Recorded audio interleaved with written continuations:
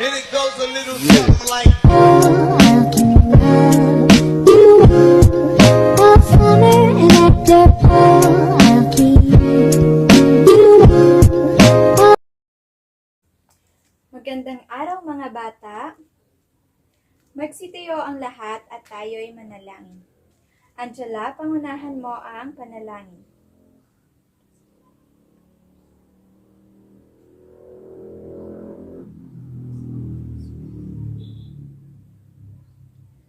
Mayroon bang lumiban sa klase natin ngayong araw? Tingnan ang inyong mga katabi. At dahil walang lumiban sa klase natin ngayong araw, bigyan natin ng 5 palakpak ang ating mga sarili. 1, 2, 3, 4, 5. Very good. So, ngayon naman, bago tayo tuluyang dumako sa talakayan natin ngayong araw, magbalik-aral muna tayo tungkol sa tinalakay natin kahapon. So, meron bang ideya kung ano ang tinalakay natin kahapon? May nakakaalala pa ba? Magaling, ito po ay tungkol sa iba't ibang linya o guhit. Magbigay nga kayo ng mga halimbawa nito. Very good ang linyang pakurba. So, mukhang tanda pa ninyo ang tinalakay natin kahapon. Handa na ba kayo ngayon para sa ating talakayan ngayon araw? Magaling, mukhang handa na ang lahat. So, ngayon, tatalakayin natin ang tungkol sa komplementaryo, kulay at hugis. May ideya ba kayo? Tama. Ito ay tungkol sa mga kulay. So, para sa layunin, meron tayong una, natutukoy ang iba't ibang komplementaryong kulay at hugis. Pangalawa, nabibigyang halaga ang iba't ibang hugis at kulay na nakikita sa paligid. At ang pangatlo, na ipapakita kung paano nalilikha ang harmonia sa isang sining gamit ang komplementaryong kulay at hugis. So ngayon may ipapakita ako sa inyo, larawan. Ano kaya ang tawag sa larawang iyan? May ideya ba kayo? Yan po ay gulong ng mga kulay o color wheel. Very good. So, isa-isahin natin kung anong kulay ng mga nandyan. So, siguro yung iba, familiar na yung sa mga kulay na nandito at yung iba naman ay hindi pa. Tama ba? Very good. So, meron tayong kulay, asul, ano pa? Lila, pula, ano pa? Kulay kahel, dilaw at berde. Very good. So ngayon, tingnan nga ninyo kung ano yung mga magkakatapat na kulay sa color wheel o gulong ng mga kulay. Yes, kulay, berde at pula. Very good. Ano pa? Dilaw at lila. Tama. Mahusay. Ano pa? Ang huli ay kahel at asul. So, ngayon naman, alamin natin kung ano nga ba ang komplementaryong kulay. So, sinasabi na ang komplementaryong kulay ay kulay na mga magkakatugma, magkakatambal, magkakaparehas, magkakaterno, o ang mga kulay na hindi naglalaban bagkos ay nagtutulungan. Lalo na kung magkakatabi ang mga ito. Kung titingnan ang gulong ng mga kulay o color wheel, ang mga magkakaternong kulay na ito ay yung mga tuwirang magkakaharap sa bawat isa. Ito ang mga nagtutulungan o magkakaibigang pares ng mga kulay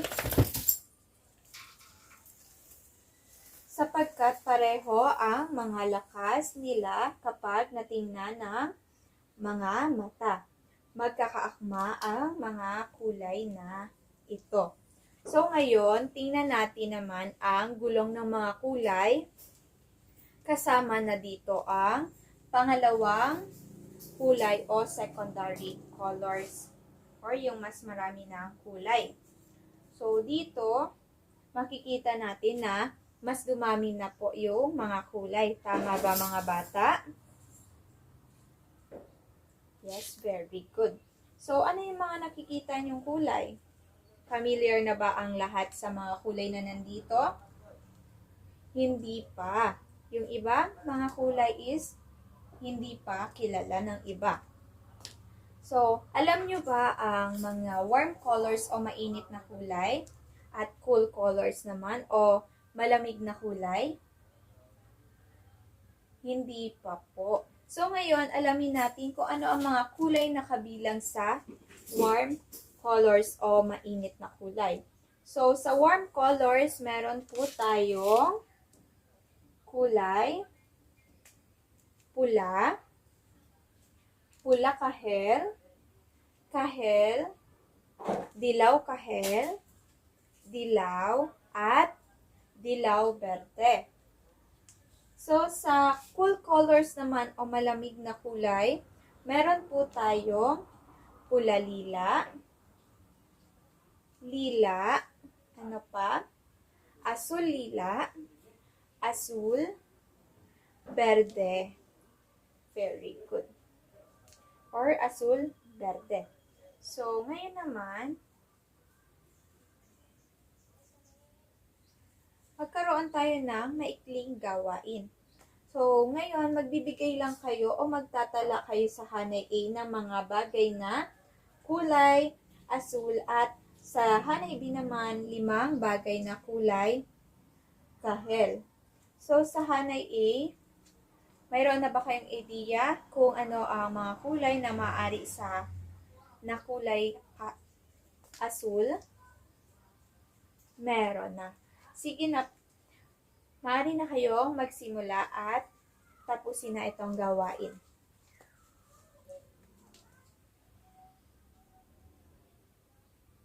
Tapos na ba ang lahat?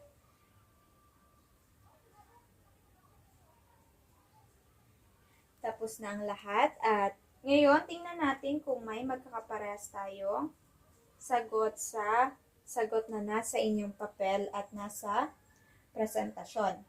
So, sa hanay A, meron daw kulay asul na damit, kotse, ulap, sapatos at saranggola.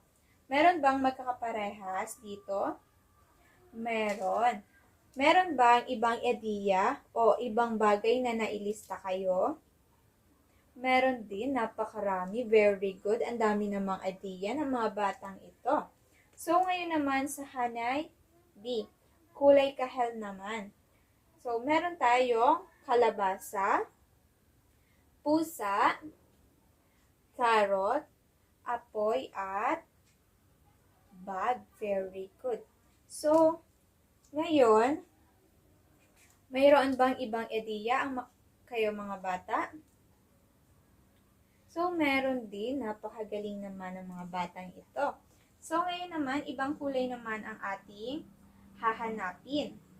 So, sa pangkat A naman, ang isusulat naman ninyo ay mga kulay pula. At sa pangkat B naman ay mga kulay na berde na makikita sa ating paligid. Sa kulay pula, ang kailangan nyong ilista ay mga prutas, hindi naman siya bagay. Sa berde naman, yung makikita natin sa ating kapaligiran na kulay berde. Naunawaan ba mga bata? Maaari na kayong magsimula. Tapos na ba ang lahat? At dahil tapos na ang lahat, halina, tingnan kung magkatugma ba ang nasa presentasyon at nasa inyong mga papel. So, meron tayo sa kulay pula, prutas na mansanas. Meron bang sagot na mansanas? Marami, very good. Strawberries, Ano pa? Raspberries, cranberries, at pakwan. Ano pa ang mga prutas na nailista nyo maliban sa mga ito? So, marami muli. Very good. So, ngayon naman, dumako na tayo sa pangkat B o yung mga kulay berde. Meron tayong puno, dahon, ano pa, damo, repolyo, at palaka. So, alam ko na marami din kayong ideya, tama ba? May iba pa kayong kasagutan maliban dito sa mga nasa screen? So, marami pa. Very good. Lahat ng yan ay tama. So, ngayon naman, kumuha kayo ng isang malinis na papel.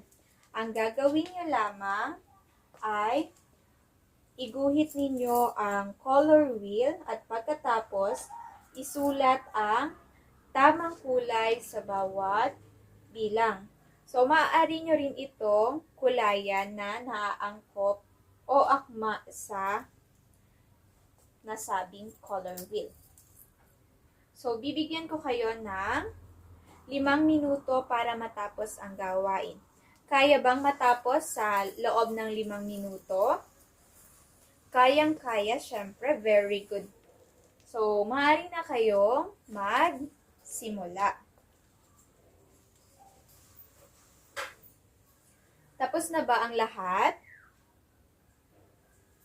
At dahil tapos na, ipasa na ang inyong mga gawa papunta sa unahan. Magbibilang ako ng 3. Dapat lahat ng papel ay nasa unahan na upang makuha na ni teacher. So, naunawaan ba? 1, 2, 3.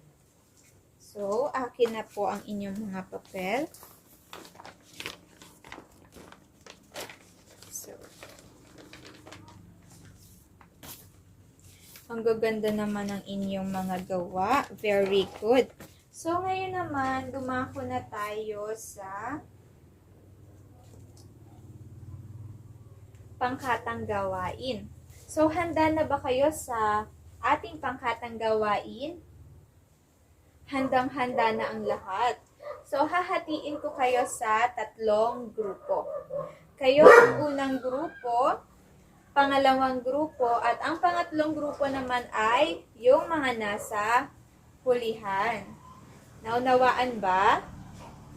So, ang gagawin ng bawat pangkat ay magtatala ng tig-5 bagay na makikita dito sa ating silid-aralan na angkop sa kulay na napunta sa bawat pangkat. So, sa unang pangkat sa inyo, ang kulay na napunta sa inyo is asul at kahel. Sa inyo naman, sa pangalawang pangkat, ang kulay na nasa inyo ay kulay pula at berde. At dun sa mga nasa hulihan o yung pangkat 3, ang kulay na nasa inyo ay dilaw at lila. So, naunawaan ba mga bata? Kaya bang matapos ang pangkatang gawain ito sa loob ng 5 minuto? Kayang-kaya, very good. So, maaari na kayo magsimula.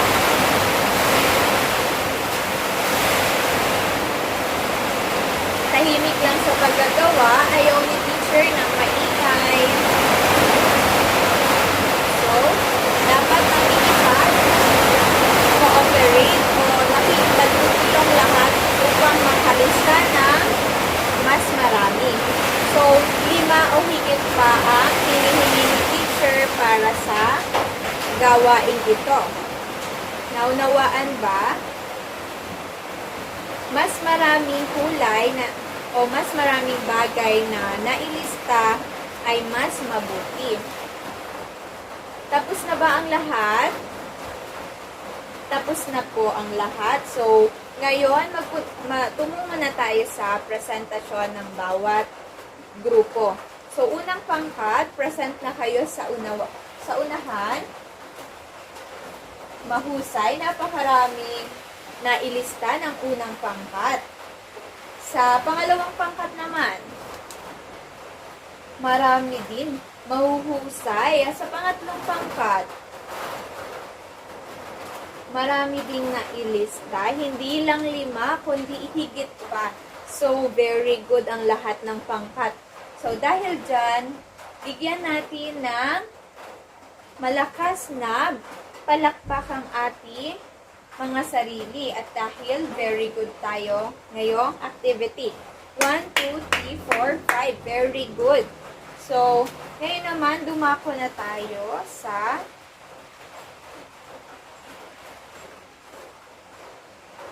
pagtataya. So, ngayon, kukuha kayo muli ng isang malinis na papel or sa inyo na lamang kwaderno. So, isulat nyo ito at sagutan. Ang gagawin nyo lamang is punan ng tamang sagot ang tatlang upang mabuo ang pangungusap.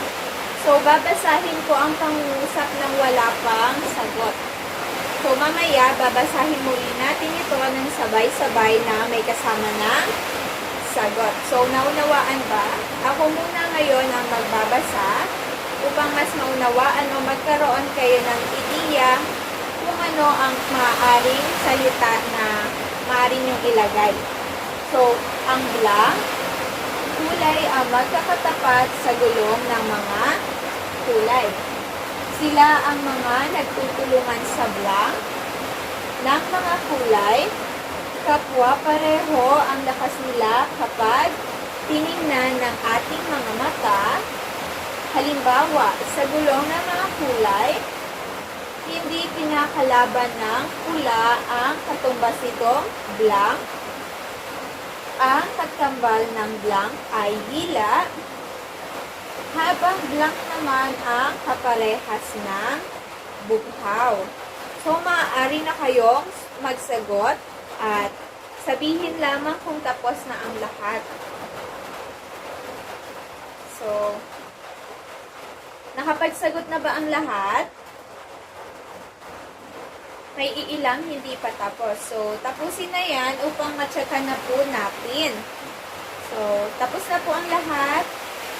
Yun, tapos na ang lahat. So, ngayon, tyakan na natin ang activity.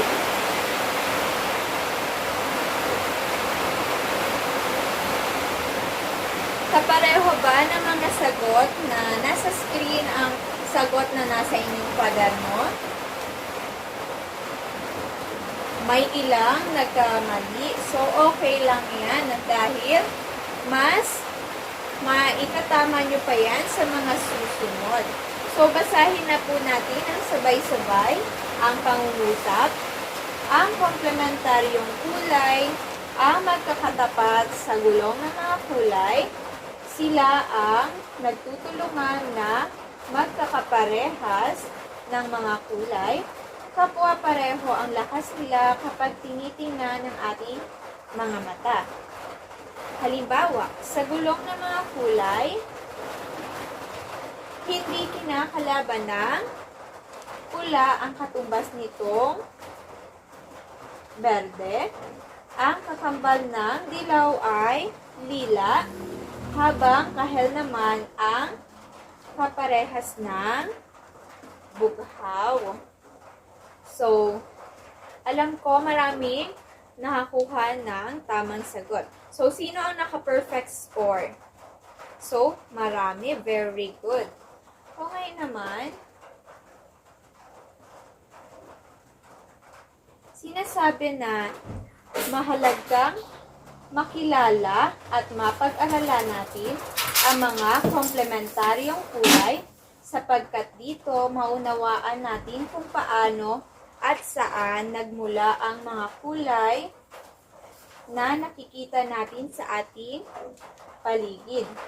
Gamit ang gulong ng mga kulay o color wheel, makikita natin na ang bawat kulay na magkakatabi ay hindi nagtuturingang magkakaaway.